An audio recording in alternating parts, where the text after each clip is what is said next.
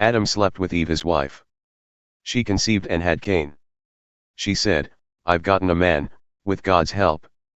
Then she had another baby, Abel.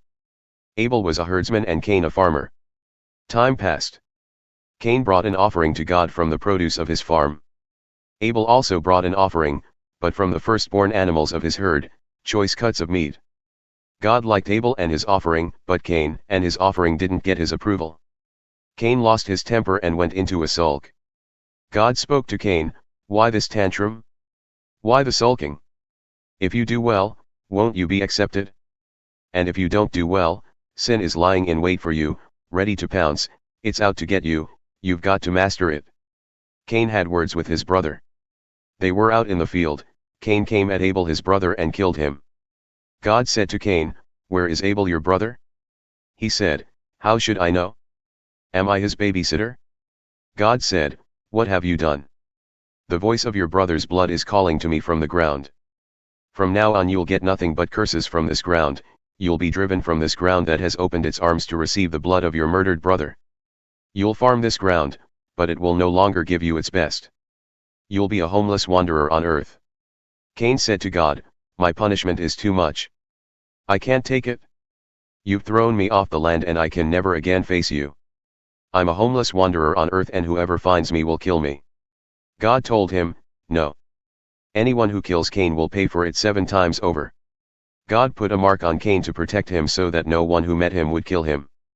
Cain left the presence of God and lived in no man's land, east of Eden. Cain slept with his wife. She conceived and had Enoch. He then built a city and named it after his son, Enoch. Enoch had Irad, Irad had Mehujael, Mehujael had Methushael, Methushael had Lamech. Lamech married 2 wives, Adah and Zillah. Adah gave birth to Jabal, the ancestor of all who live in tents and herd cattle. His brother's name was Jubal, the ancestor of all who play the lyre and flute. Zillah gave birth to Tubal-Cain, who worked at the forge making bronze and iron tools. Tubal-Cain's sister was Naamah. Lamech said to his wives, Adah and Zillah, listen to me, you wives of Lamech, hear me out, I killed a man for wounding me, a young man who attacked me. If Cain is avenged 7 times, for Lamech it's 77. Adam slept with his wife again. She had a son whom she named Seth.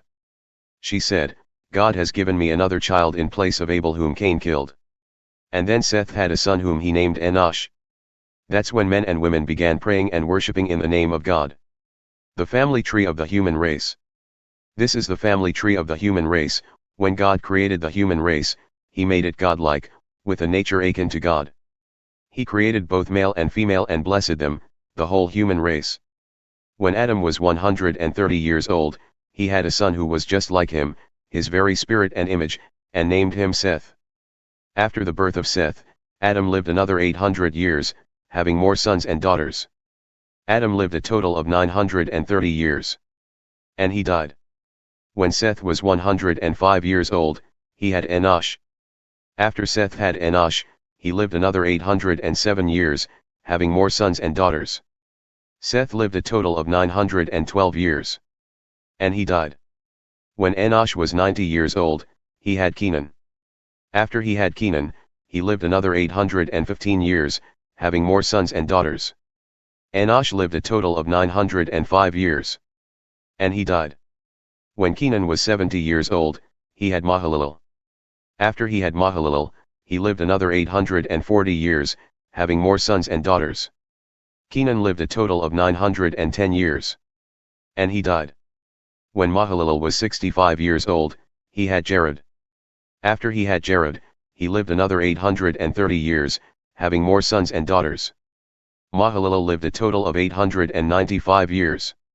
And he died. When Irad was 162 years old, he had Enoch.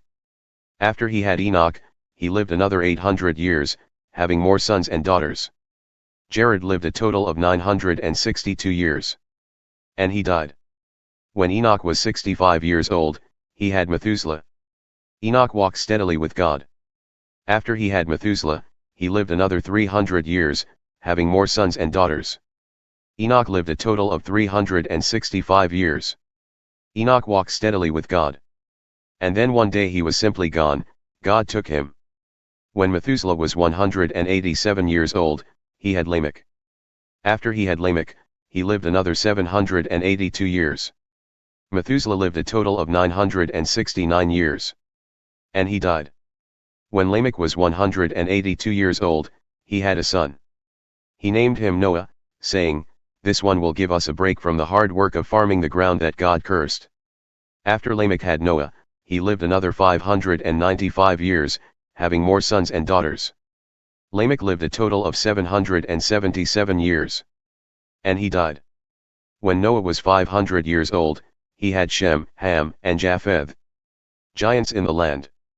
When the human race began to increase, with more and more daughters being born, the sons of God noticed that the daughters of men were beautiful. They looked them over and picked out wives for themselves. Then God said, "I'm not going to breathe life into men and women endlessly. Eventually they're going to die. From now on they can expect a lifespan of 120 years. This was back in the days, and also later, when there were giants in the land. The giants came from the union of the sons of God and the daughters of men. These were the mighty men of ancient lore, the famous ones. Noah and his sons. God saw that human evil was out of control. People thought evil, imagined evil, evil, evil, evil from morning to night. God was sorry that he had made the human race in the first place. It broke his heart. God said, "I'll get rid of my ruined creation, make a clean sweep, people, animals, snakes, and bugs, birds, the works. I'm sorry I made them." But Noah was different. God liked what he saw in Noah. This is the story of Noah. Noah was a good man, a man of integrity in his community. Noah walked with God. Noah had 3 sons, Shem, Ham, and Japheth. As far as God was concerned, the earth had become a sewer. There was violence everywhere. God took one look and saw how bad it was, everyone corrupt and corrupting, life itself corrupt to the core. God said to Noah, "It's all over. It's the end of the human race. The violence is everywhere. I'm making a clean sweep. Build yourself a ship from teak wood. Make rooms in it. Coat it with pitch inside and out. Make it 450 feet long, 75 feet wide, and 45 feet high.